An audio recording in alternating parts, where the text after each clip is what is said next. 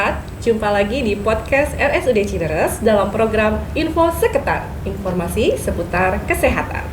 Sobat Sehat, tahu nggak sih kalau pada bulan Mei ini, tepatnya tanggal 17 Mei, itu kita peringati sebagai Hari Hipertensi Sedunia, atau yang biasa kita kenal dengan Hari Tekanan Darah Tinggi. Nah, pada hari ini nih, kita kedatangan narasumber dokter spesialis penyakit dalam paling cantik di RSUD Cineres, Ibu Dr. Nurista SPPD. Selamat pagi Bu Dokter. Pagi Bu Dokter, kita di informasi seketan kali ini akan membahas tentang hipertensi. Oke. Karena kebetulan kan di bulan Mei ini diperingati sebagai Hari Hipertensi Sedunia ya Dok ya. Biar teman-teman atau sobat sehat di rumah tahu apa sih hipertensi itu. Hipertensi itu adalah tekanan darah di atas normal. Biasanya dijumpai pada anak-anak atau orang dewasa rata usianya lebih dari 35 tahun ke atas ya. Tekanan darah normal itu berapa? Tekanan darah normal itu kurang lebih sama dengan 120/80. Kalau hipertensi itu berarti tekanan darah tidak normal di atas normal, yaitu tekanan darahnya hipertensi itu di atas 140/90 gitu.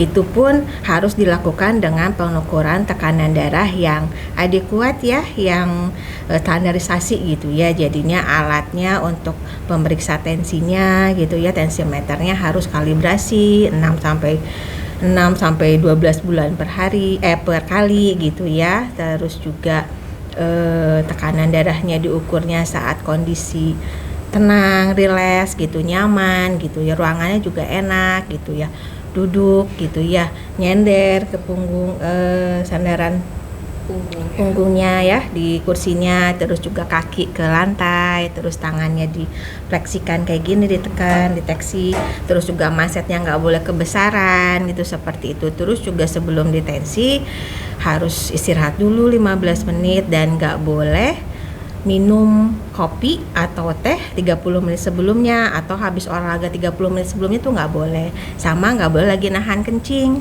atau nahan buang air besar juga nggak boleh. Jadi harus tenang, rileks, kemudian diukur tensinya. Pengukuran tensinya itu juga tidak lakukan sekali, tapi baiknya 2-3 kali. Nanti dikasih jarak 1 menit, nanti dihitung reratanya, rerata yang kedua, yang ketiga berapa, barulah ketahuan tekanan darahnya berapa. Kalau hipertensi ya di atas atau sama dengan 140/90 gitu ya. Berarti kita itu benar-benar harus tenang ya Dok kalau harus tenang, nggak boleh gugup, takut, cemas gitu, nggak boleh, karena itu juga mempengaruhi tekanan darah bisa naik juga. Makanya harus rileks, duduknya nyaman gitu ya, istirahat dulu, nggak boleh baru masuk langsung ditensi, nggak bisa, harus istirahat dulu, tenang dulu, duduk istirahat dulu 15 menit, waktu duduk juga nggak langsung ditensi, enggak, istirahat dulu 5 menit, dipastikan semuanya enak, nyaman, baru ditensi kayak gitu. Jadi enggak enggak rasa kerusuk, enggak. Jadi langsung tenang dulu baru ditensi gitu. Biar hasilnya akurat ya Dok ya? Iya, biar hasilnya akurat. Jadi harus tenang nih pemirsa semua. Kalau mau ditensi itu nggak boleh deg-degan, harus dalam kondisi kitanya santai gitu, nyaman. Terus nggak boleh baru datang habis lari-lari atau misalnya kita buru-buru langsung ditensi gitu ya Dok ya, karena itu akan mempengaruhi hasilnya ya. Iya, betul. Jadi udah tahu dong sekarang kalau misalnya tiba-tiba tensinya tinggi, terus kita ngerasa nih kalau misalnya tadi saya buru-buru, saya tadi habis lari-lari ke sini ya, bisa ditunggu dulu ya Dok ya. Iya, kita evaluasi gitu. ulang seperti itu ya Dok ya, biar hasilnya akurat. Nah terus nih Dok, kalau misalnya biar sobat sehat tahu di rumah nih, biasanya hipertensi itu disebabkan oleh apa sih Dok? Oke, hipertensi itu penyebabnya ada 2 ya. Penyebabnya itu ada hipertensi itu ada yang primer dibilangnya, yang tidak ketahui penyebabnya apa, tapi 80-90% mayoritas penyebabnya karena gaya hidup, pola hidup, gaya makan sama aktivitas yang mempengaruhinya. Yang kedua, hipertensi itu hipertensi sekunder disebutnya, disebabkan karena ada penyakit yang menyebabkan tekanan darahnya menjadi tinggi, contohnya penyakit ginjal, contohnya lagi ini penyakit kelenjar gondok ya, tiroid, hipertiroid juga bisa menyebabkan tekanan darah tinggi, atau ada penyakit hormonal lainnya yang bisa menyebabkan tekanan darah tinggi. Tapi paling banyak adalah mayoritas semuanya karena aktivitas gerak fisik atau olahraga kurang atau asupan makanan yang tidak sehat menyebabkan gaya hidupnya tidak sehat, akhirnya jadi hipertensi. Itu yang dibilang hipertensi primer. Penyebabnya sih itu.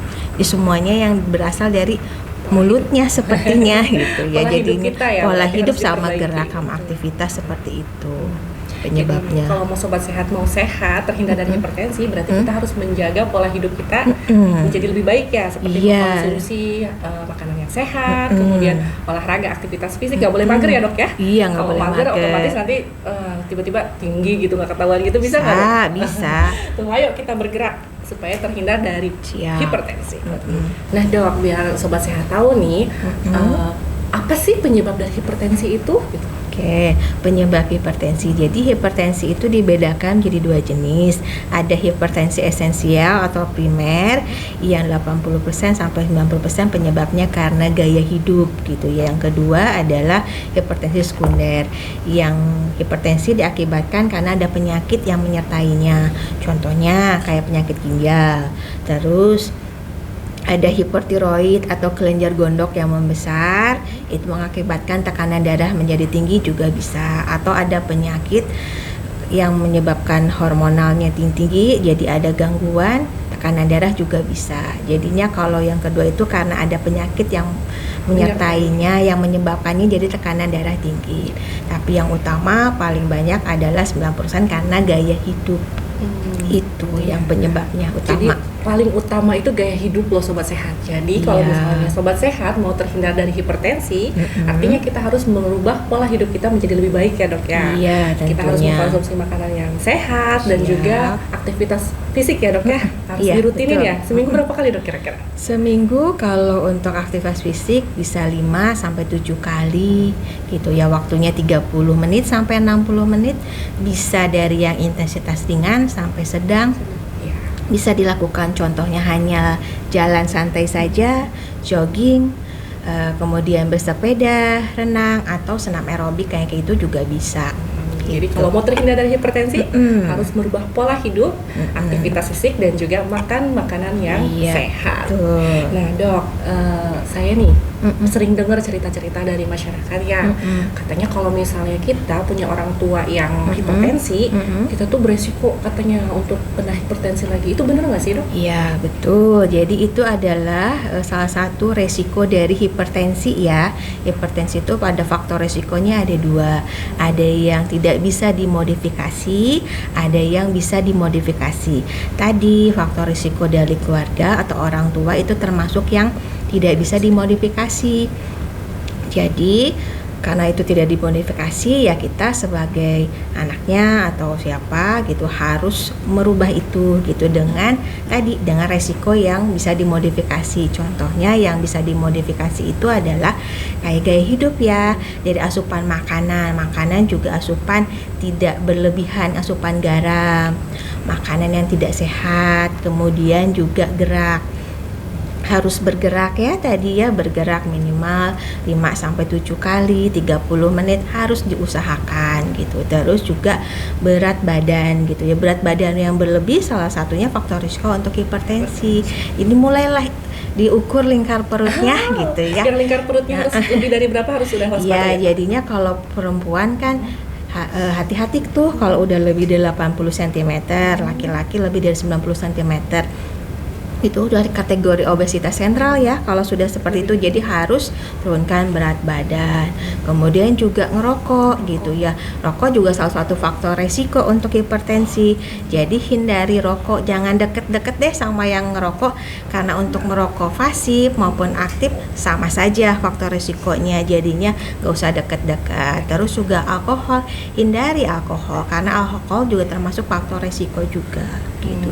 Jadi lebih ke gaya hidup yang harus perbaiki karena itu adalah faktor risiko modifikasi yang bisa hipertensi yang bisa dimodifikasi gitu. Kalau yang kayak tadi kayak usia, kayak faktor genetik gitu dari keturunan orang tua ada hipertensi atau faktor risiko genetik dari keluarga yang familial hiperkolesterolemia itu ya yang kadar periksa lemak darah atau kolesterolnya sampai ribuan gitu, nah itu faktor risiko yang nggak bisa dimodifikasi. Jadi kitanya harus memodifikasi yang bisa kita modifikasi gitu. Jadi kalau sudah takdir kita terima, tapi kalau yang masih bisa kita rubah itu kita harus rubah. Iya, harus kita rubah. Terutama soal gaya hidup itu yang harus diubah.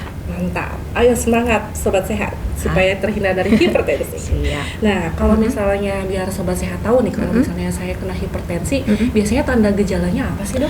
Nah, sebenarnya hipertensi itu tidak ada gejala dan tanda ya. Kita tahu kita hipertensi kalau kita mengukur tekanan darah. Kalau tidak mengukur tekanan darah ya tidak tahu gitu ya. Jangan salah kaprah ya, sakit kepala gitu ya, pusing gitu ya, badan pegel-pegel. Ini tanda tensinya naik, itu salah ya sebenarnya. Salah kaprah itu ya. Iya, karena kalau sakit kepala, badan pegel-pegel, pusing, itu kita harus cari tahu nih penyebabnya apa. Kalau tensi itu, hipertensi itu kita ketahui kalau kita diperiksa tekanan darah, karena definisinya juga kalau tekanan darah di atas normal lebih dari 140/90. Jadi kalau kita merasa suka banyak nih sugestinya, aduh sakit kepala nih, pusing, ini tandanya tensi saya naik, salah ya sebenarnya jadi gitu. Fitnah sih hipertensinya ya. Iya, gara-gara pusing. Iya, jadinya kita harus cari tahu dulu penyebab sakit kepala tuh apa, pusingnya tuh kenapa, kita cari tahu nih dulu gitu. Itu kenapa gitu, jangan nyalahin hipertensi. Kenapa hipertensi itu? Karena kita bilang silent killer ya, karena penyebab kematian prematur dini lah istilahnya tuh, karena dia itu tanpa gejala. Di dunia ini tahun 2023 ya WHO itu mengatakan ada 1,28 miliar orang terkena hipertensi. Setengahnya itu tidak mengetahui dirinya terkena hipertensi. Jadi nggak sadar ya, Dok? Nggak sadar.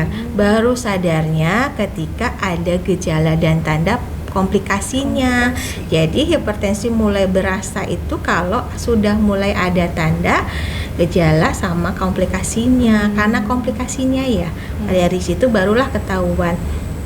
Banyak yang kena stroke tensinya tinggi, ada serangan jantung juga tensinya juga tinggi. Jadi itu karena komplikasi dari hipertensi itulah yang menyebabkan jadi ketahuan gitu. Kalau hipertensi sendiri bisa nggak bergejala karena memang tidak ada gejala, ketahuannya kalau diperiksa tensi. Makanya Kemenkes juga menggerakkan gerakan kalau untuk usia 15 tahun ke atas setiap 1 tahun sekali diceklah tekanan darahnya untuk tahu apakah ada hipertensi atau tidak. Jadi pemantauan berkala, kita lihat tensinya gitu, apakah saya jadi hipertensi atau bukan. Itu dengan pemantauan berkala kita tahunya. 5 tahun sekali ya, Dok? Iya, harus tahun sekali. Jadi gitu. dari dini sudah kita perhatikan gitu ya.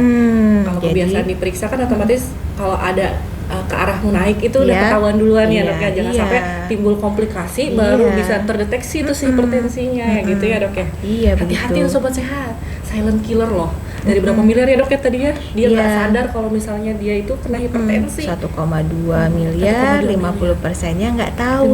50%-nya setengahnya. Gitu. Terus dari 50% itu yang berobat hanya setengahnya lagi gitu kan. Jadinya banyak yang tidak terkontrol tekanan darahnya. Jangan sampai udah karena merasa tidak ada keluhan gitu. Karena memang hipertensi memang tidak ada gejala dan tanda.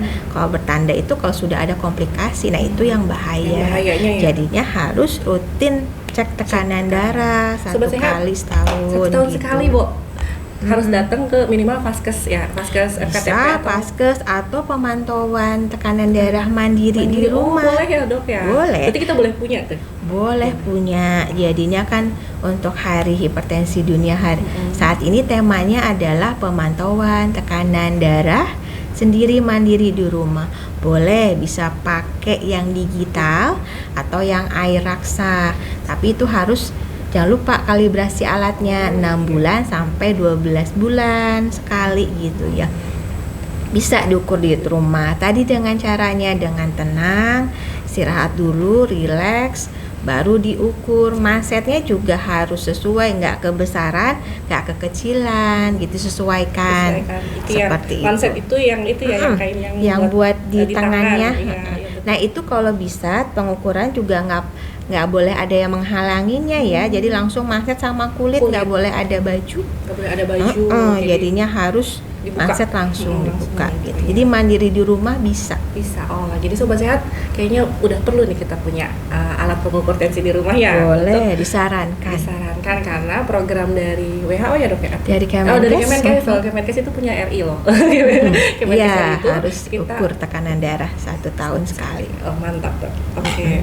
Nah kalau untuk yang punya hipertensi tadi kan nggak muncul gejala itu kan sangat berbahaya ya, makanya akhirnya dianjurkan untuk diukur setiap setahun minimal 1 kali gitu kita melakukan pemantauan tersebut. Nah, tadi disebutkan juga ya dok kalau misalnya hipertensi itu kita harus menjaga asupan makanan. Contohnya salah satunya itu asupan garam. Nah, kalau yang kita sudah terdeteksi hipertensi nih, apakah kita itu harus benar-benar menghilangkan garam dari makanan kita atau bagaimana dok baiknya?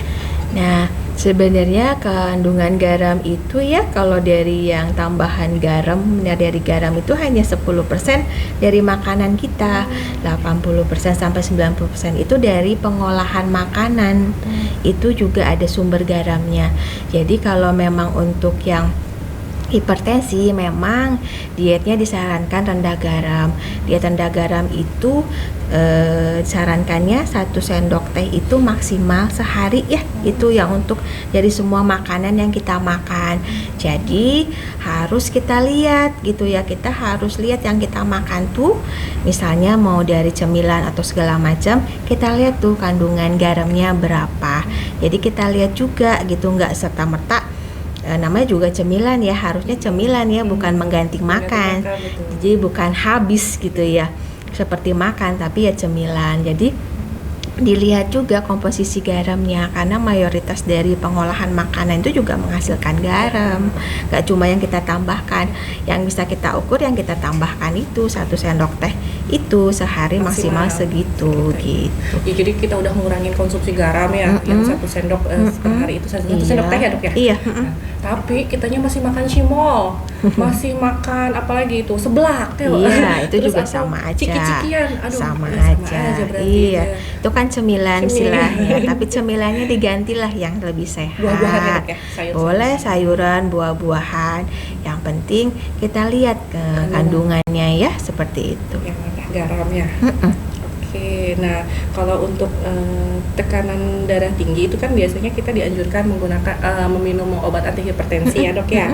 Nah, kalau misalnya udah normal nih si tensi kita, apakah boleh kita stop tuh obat hipertensinya? Nah, kalau tekanan darahnya terkontrol gitu ya, mencapai target, jadi lanjutkan obat tensinya itu, karena obat tensi itu seumur hidup harus dikonsumsi, jadi terkontrol dengan obat-obatan. Kecuali kalau ada indikasi khusus lainnya, yang boleh nyetop ya dokternya, dokter spesialisnya. Kalau tekanan darahnya kurang dari 90 ya memang harus kita stop gitu ya.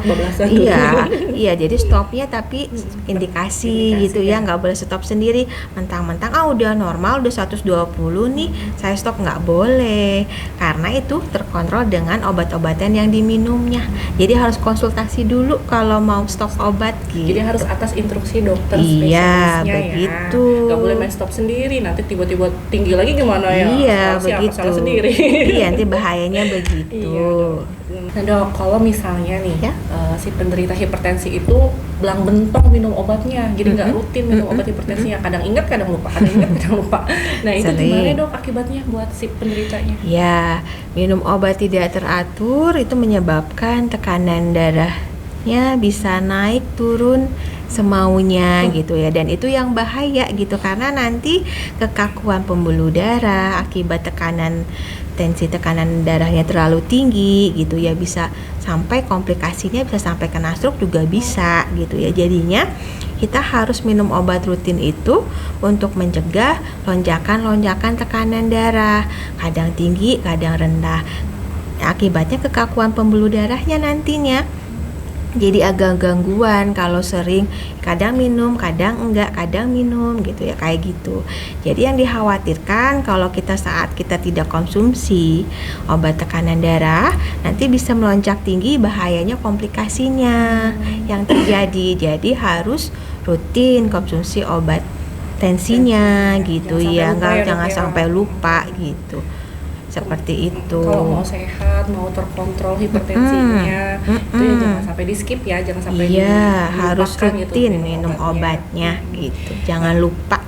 Jangan lupa obatnya diminum sesuai waktu dan juga dosis ya dok ya. Iya, sesuai aturan, harus sesuai dosis aturan atas indikasi dari dokter. Jangan beli sendiri ya. Jangan ke apotek nih, saya tensinya tinggi, kemudian saya minta obat tensi, nggak boleh, karena obat-obatan itu ada ketentuan sama aturannya, ada dosisnya, ada cara minumnya. Jadi harus sesuai dengan indikasi. Jadi seperti itu. Jangan, kalau istilah anak muda, jangan sotoy deh ya gitu ya. Ketika kita tahu diperiksa sendiri ternyata hipertensi, di rumah itu kan dicek sendiri, tadi kata Kemenkes kan harus diperiksa sendiri. Wah, kayaknya kemarin bapak aku tuh diminum obat ini nih, sotoy gitu ya, ke apotek itu beli sendiri. Taunya salah dosis, gimana coba? Resikonya kan kita sendiri ya yang rugi. Jadi jangan sampai kita membeli sendiri obat-obatan tanpa sepengetahuan dari dokter spesialisnya atau dari dokter ya, tenaga ahlinya. Seperti itu. Nah, sobat sehat di rumah, sudah cukup jelas ya penjelasan dari Ibu Dokter cantik kali ini tentang apa itu hipertensi, kemudian penyebabnya itu karena apa, faktor resikonya tadi apa aja ya dok ya, terus apa yang harus kita lakukan untuk mengetahui hipertensi itu gitu, yang anjuran Kemenkes bahwa minimal setahun sekali itu kita harus melakukan pemeriksaan tekanan darah, dimulai dari usia 15 tahun ya dok. 15 tahun ke atas ya harus segera sadar untuk periksa rutin tekanan darah. Nah, terakhir nih dok, pertanyaan terakhir, bagaimana sih kiat-kiat untuk sobat sehat di rumah supaya mereka itu bisa mencegah ataupun mengendalikan tekanan darah tinggi itu di rumah gitu, dengan hal-hal yang mudah mereka lakukan seperti itu? Siap. Jadinya tadi faktor penyebab hipertensi kan ada yang bisa dimodifikasi gaya hidup. Nah, kembali lagi ke gaya hidup itu yang kita atasin dengan cara diet, makannya kembali yang sehat. Jangan lupa buah-buahan dan sayuran itu komposisinya juga harus banyak. Bisa 3 sampai 5 kali gitu ya kita makan sehari sayuran yang buah-buahan. Terus juga terutama yang harus kita hindari garam, konsumsi garam jangan berlebihan gitu ya. Terus juga dilihat lagi yang kita makan gitu seperti apa gitu, jangan sampai kita termasuk yang merugi gitu kan. Kita beli makanan, kita bayar kan, kita ngeluarin uang tuh, jangan sampai yang kita makan itu merugikan kita sendiri, jadi kita merugi. Jadi dilihat lagi komposisinya gitu ya, tetap komposisinya harus ada sayuran, buah-buahan, protein gitu ya, karbohidrat juga ada, lemak juga harus ada, dipilih juga lemaknya, lemak yang tidak jenuh yang disarankan dibandingkan lemak jenuh. Protein juga harus ada, tadi jenis-jenis protein juga ada banyak, kita pilih yang kita makan seperti itu. Terus juga selain makanan tadi gerak gitu ya, harus gerak gitu ya, istilahnya fit gitu ya, olahraganya fit. Itu fit itu ya dari frekuensinya itu 5-7 kali seminggu. Berapa lama? 30 menit sampai 60 menit. Apa intensitasnya? Dari yang ringan sampai sedang. Contohnya dari jalan aja, sepeda, renang, jogging gitu ya, senam aerobik itu juga bisa. Jangan sampai males nih, gak sempet, saya sibuk, harus masuk pagi, harus jadwalnya padat, nggak bisa, harus diutamakan, harus tetap gitu ya 30 menit usahakan setiap hari, mau pagi atau sore gitu ya, harus dilakukan. Jangan istilahnya mager lah ya gitu ya, karena harus bisa kapan aja. Sekarang mah kan canggih teknologi, bisa kita lihat dari YouTube, mau kita milih mau olahraga apa gitu ya. Itu kan mau dilihat, kita bisa di olahraga di rumah, nggak usah ke gym juga, nggak usah ke gym juga, nggak usah, di rumah juga bisa. Jadi gerak jangan lupa 30 menit minimal sehari. Terus juga tadi hindari rokok, tidak boleh merokok gitu ya, tidak boleh konsumsi minuman beralkohol. Sama ya tadi lebih ke sana, istirahat juga harus cukup ya, minimal 7-8 jam gitu. Jadi juga jangan hindari stres juga gitu ya. Hindari stres juga bisa gitu ya, harus dihindari seperti itu. Jadi poin utamanya itu adalah melakukan apa yang bisa kita modifikasi ya dok ya, untuk menghindari ataupun mengendalikan si hipertensi tersebut. Contohnya itu dengan pola hidup sehat, hindari alkohol, hindari rokok, kemudian olahraga tentunya ya, aktivitas fisik. Makan, itu yang sering dietnya. terlupakan sih sebenarnya dok, olahraga itu sebenarnya sederhana dari yang kita makan, kita harus gerak, hindari asap rokok, nggak boleh merokok sama sekali gitu ya. Pola hidupnya sehat, istirahat cukup gitu ya. Gak boleh stres ya dok ya? Gak boleh stres gitu. Mantap, pokoknya kita harus bahagia supaya terhindar dari yang namanya hipertensi atau tekanan darah tinggi. Itu ya dok ya? Iya, dan jangan lupa soal pengukuran tekanan darah juga ya. Itu harus tadi tenang, rileks, jangan buru-buru, istirahat dulu, nggak boleh minum kopi, teh, olahraga 30 menit sebelumnya. Jadi supaya benar-benar akurat gitu, tidak ada yang mempengaruhi ukuran tekanan darahnya gitu ya. Wah, Bu Dokter, udah jelas banget nih penjelasan tentang hipertensi kali ini ya. Alhamdulillah, mudah-mudahan cukup. Terima kasih nih karena sudah memberikan sharing ilmunya untuk sobat sehat semua di rumah. Sobat sehat di rumah, kalau misalnya sobat sehat masih punya pertanyaan terkait tema hipertensi yang mungkin belum ada di materi tadi yang kita bahas ya dok ya, sobat sehat bisa tulis di kolom komentar. Nah, nanti akan kita jawab pertanyaan tersebut gitu. Jadi biar nanti sobat sehat juga jadi tahu ya apa yang menjadi pertanyaan bisa terjawab seperti itu. Nah, demikianlah podcast Info Seketan, informasi seputar kesehatan kita kali ini. Sampai jumpa lagi di podcast berikutnya. Bye-bye. Terima kasih Bu Dokter.